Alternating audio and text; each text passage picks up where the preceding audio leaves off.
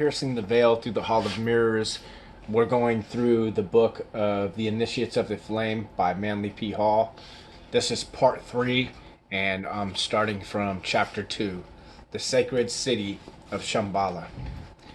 In every mythology and legendary religion of the world, there is one spot that is sacred above all others to the great ideal of that religion. To the Norsemen, it was Valhalla, the city of the slain, built of the spears of heroes, where feasting and warfare was the order of the day.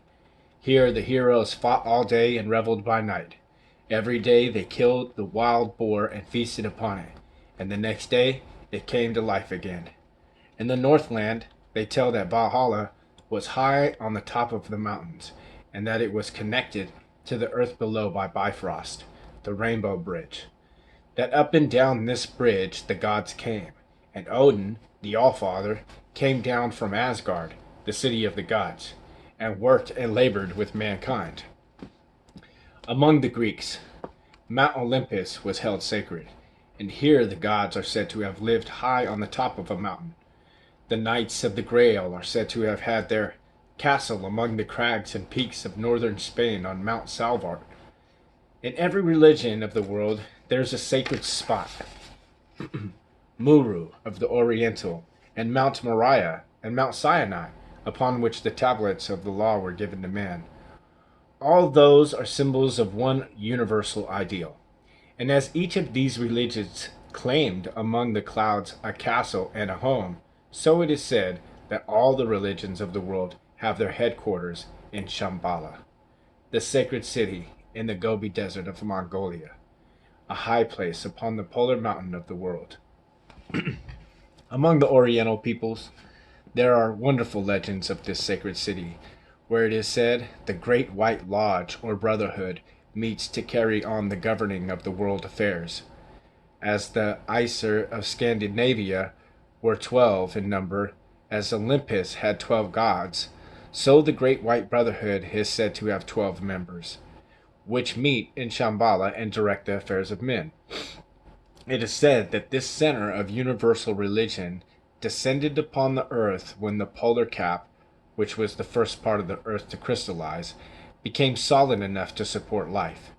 Science now knows that not only does the earth have two motions, that of rotation upon its axis and revolution around the sun, but it has 9 other motions, according to Flammarion, the French astronomer. One of these motions is that of the alternation of the poles. In other words, someday that part of the Earth's surface which is now the North Pole shall become the South Pole. Therefore it is said that the sacred city has left its central position, and after much wandering is now located in Mongolia. Those who are acquainted with the Mohammedan religion will see something of great interest in the pilgrimage to the Kaaba at Mecca, where thousands go each year to give honor to the stone of Abraham, the great aerolite, upon which Mohammed is said to have rested his foot. Old and young alike, some even carried, wend through desert sands and endure untold hardships, many coming from great distances to visit the place they cherish and love. In India, we find the same thing. There are many sacred places to which pilgrims go, even as Templars went in our Christian religion to the sepulchre of Christ.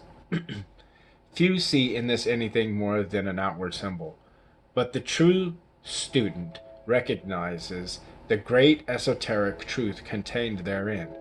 The spiritual consciousness in man is a pilgrim on the way to Mecca.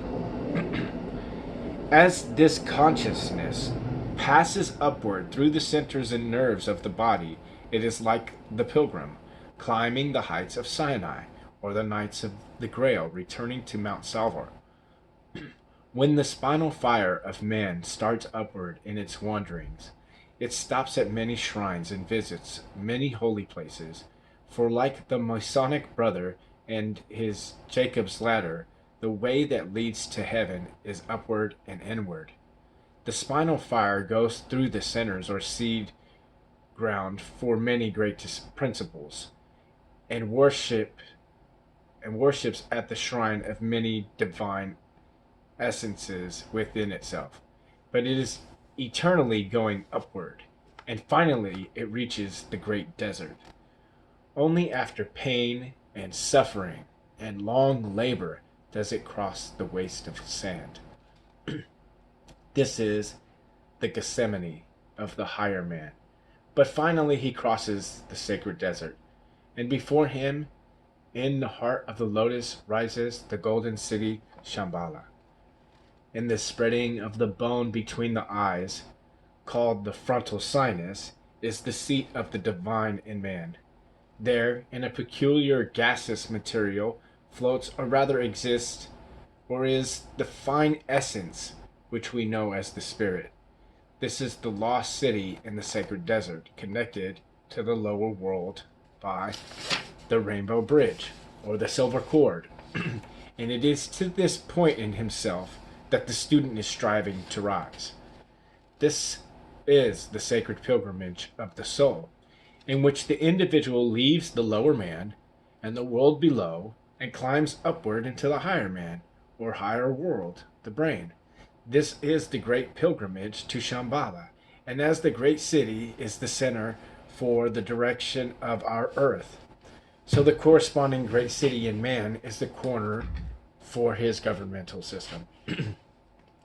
Now, when any other principle governs man, he is not attuned to his own higher self, and it is only when the gods, representing the higher principle, come down the rainbow bridge and labor with him, teaching him the arts and sciences, that he is truly receiving his divine birthright. In the Orient, the student looks forward with eager longing to the time when he shall be allowed to worship before the gates of the sacred city, when he also shall see the initiates in silent conclave around the circular table of the zodiac, when the veil of Isis shall be torn away and the cover lifted from the Grail cup. Let the seeker remember that all of these things must first happen within himself before he can find them in the universe without. The 12 elder brothers within himself. Let me read that one more time, because that's powerful. Let the seeker remember that all of these things must first happen within himself before he can find them in the universe without. The 12 elder brothers within himself must first be reached and understood before those of the universe can be comprehended. If he would find the great initiates without, he must first find them within. And if he would see the sacred city in the lotus blossom, he must first open the lotus within himself, which he does, petal by petal, when he purifies and attunes himself to the higher principles within. The lotus is the spinal column once more, its roots deep in the materiality, its blossom the brain, and only when he sends upwards nourishment and power can that lotus blossom within himself, blossom forth with its many petals, giving out their spiritual fragrance. May your consciousness be lifted upward through the tree of life within yourself, until in the brain it blossoms forth as the lotus, which rises from the darkness of the lower world and lifts its flower to catch the rays of the sun. You will sometimes see little Chinese gods or Oriental Buddhas sitting on the blossom of a lotus. In fact, if you look carefully, you'll find that nearly all of the Oriental gods are so depicted. This means that they have opened within themselves that spiritual consciousness, which they call the Kundalini. The little hats worn by the Hindu gods are also made to represent an inverted flower. And here, once more, like the rod of Aaron that budded, we see reference made to the unfolding of the spiritual consciousness within.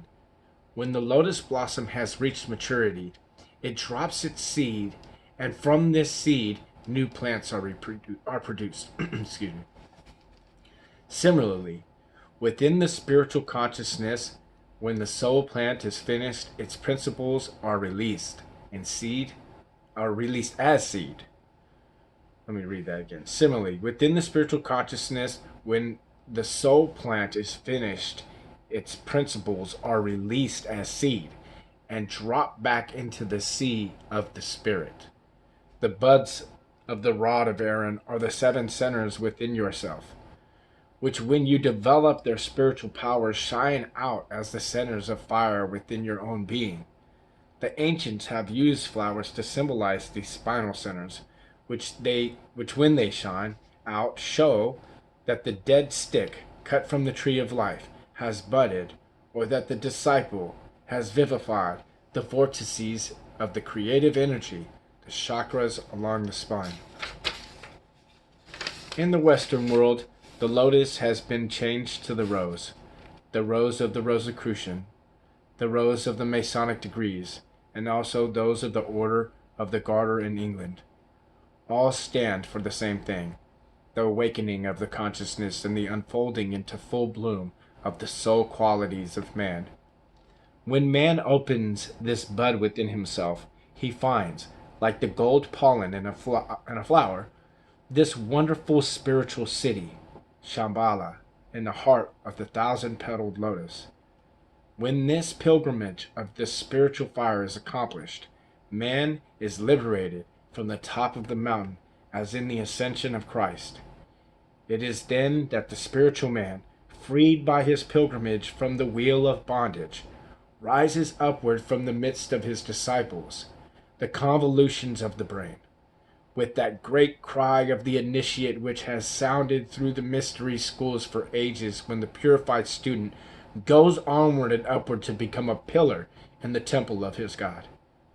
With that last cry, the true mystery of Shambhala, the sacred city, is understood. The new master joins the ranks of those who, in white robes of purity, their own soul bodies, have sounded the eternal tocsin, consummatum est. It is finished. I'm going to stop there.